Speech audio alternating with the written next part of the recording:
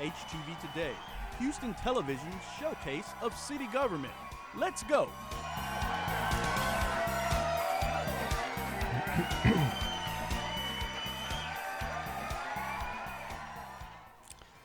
Hello, hello, hello. Welcome to HTV Today, a weekly podcast from our studios at City Hall. I'm Mariano Yanguren. I'm the executive producer filling in for Ted, who's our HTV director.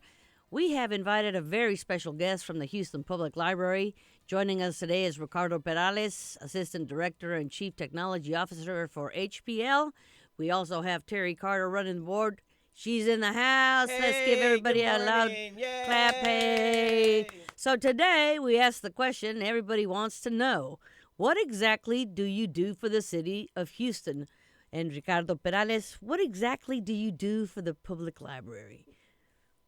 Well, I'm in charge of all technology for the library. That includes both public-facing technology and the same technology that staff use to do their job. I also oversee library collections and materials, so all the library books and resources that we make available to the public. That is also the other portion of HPL that I oversee. So that's a really big job. It's a really big job, yes. So break it down a little bit.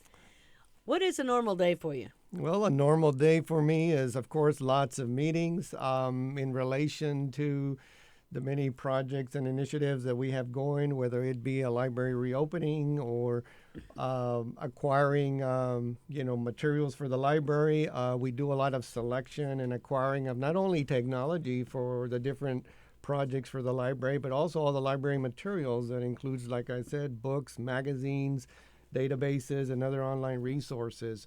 So there's a lot that goes into that entire process that happens, and so it's pretty deep. Okay, so how many libraries are there and how many computers are basically in a library? So we have 42 locations, library locations. A few of them are still closed from, they were impacted by Harvey.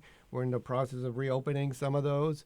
And so we have thousands, at least 5,000 computers and devices across the organization in terms of, the technology that we provide to the public, So people come in if they want to read a book online, if they want to, what kind of things can people do on one of your computers? Well, they certainly, we are the biggest provider of internet connectivity. So not only can people come into the library and use one of our computers to access the internet, we're going to play a big role in providing access and connectivity in the census, upcoming census. Oh, okay, great. And so we provide access to all our library resources, online databases. We provide, job-related resources where, like lynda.com, where people can learn new skills and do research. And so all of that is available through our facilities and through our libraries. Wow, that is great news. And do you have to have a library card to be able to get access into that? No, you can get a library card. We encourage people to get a library card because certainly you get a lot more access and privileges with a library card. But if you just want to come into our locations and use our computers, then you can certainly do that. We issue guest passes, and so, we try to make it as easy as possible for everybody. Okay, I heard a while back that there was access to Ancestry. Yes. Mm-hmm. Can you elaborate on that? So we have Ancestry.com. We also have a genealogy library, which is a Clayton library. And so we have a lot of resources that we have available to folks who are interested in genealogy. And they can certainly access that through our facilities or online as well. Mm-hmm. Wow. So let's get down to the nitty-gritty. Where are you from? I'm from South Texas. I was born and raised in South Texas, so native Texan. Mm-hmm. Good for you. Down at the border. I've been down there. Mm-hmm. Right. So where in particular? I was born and raised in Weslaco and spent most of my early part of my career in Edinburgh, University of Texas. Oh, okay. Down there. Mm-hmm. Okay, so what degree, how did you pick your degree to do this? Is it computer science? Well, it's computer information systems. So my first job that I had was with the Department of Energy in Oak Ridge, Tennessee, and I was actually a laboratory technician. And this was in the early days of desktop computing, and that's where I first started getting involved in desktop computing, and that's where my interest in information technology essentially began. And so then I pursued a career in that, and so I wound up getting my bachelor's degree is in computer information systems. And then beyond that, I went and got my master's degree, my MBA, as well. And as things would have it, I started, working at the library and just really fell in love with the library environment, everything that they were doing, the technology there, working with the people there. And so my career just went on from there, and I stayed in libraries, went and got my library science degree as well from the University of North Texas. Oh, I went there. Yeah. I studied broadcasting there, by the way. It's called Radio, TV, Film Communications at that time. Well, great. So what was your very first job? Well, my very first job was, as I was saying, at the Department of Energy in Oak Ridge, Tennessee. And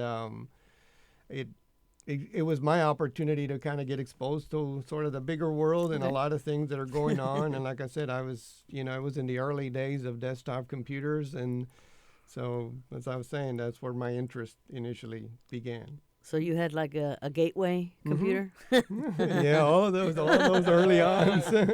Terry, did you have a gateway? I remember them. I do remember I them. did. Yeah. Yeah, but at that time, computers were, desktop computer was coming into the workplace, and you were starting to see them, today it's, if you don't see a computer on somebody's desktop, it's unusual. But back then, that was a new thing. If you had a computer on your desktop, that was a big deal. Oh, my goodness. That brings me back. That kind of ages us, doesn't it? Okay, so what do you like the best of your job? Well, I think HPL is a great place to work. I would have to say that it has to be the people, being around the people in the library environment. Certainly in HPL, there's a lot of positive energy. There's a lot of passionate, committed people to the work that we do. And, we're just passionate about, making a difference in the community and in society in general. And I think being around that type of environment and, it makes your job really good. And I think that's what I enjoy the most, is just the people that we work with and, the people, that make up the organization. Great. So how long have you been with the City of Houston? It'll be 5 years this June. So 5 years this June, and it just flew by. Yeah, time flies when you have fun. Yeah, it just flew by. So it'll be 5 years this June. So what do you think with this younger generation coming up through the ranks? They're all computer. They're all technology. What do you say to them? You being a techie, I'm going to call you a techie. Right. If they're interested in becoming part of the City of Houston and the jobs that come about with technology. I mean, these kids were born with a mouse in their hand. Right. Today's younger generation is very technology savvy, technology literate. And so they're familiar certainly with the social media phenomenon, these days that is happening. And, what I would tell young people is that there's a tremendous amount of opportunities and, to develop a career in many parts of the city, whether it be the library or any other department. And pretty much every job that you're going to come across or that you might be interested in is going to involve some technology. There's nothing that we do in today's society that isn't somehow aided or supported by some level of technology. And so the more you know and the more you understand about that, I think the better off you're going to be. And it'll certainly help develop your career prospects and opportunities the more technology literate that you are.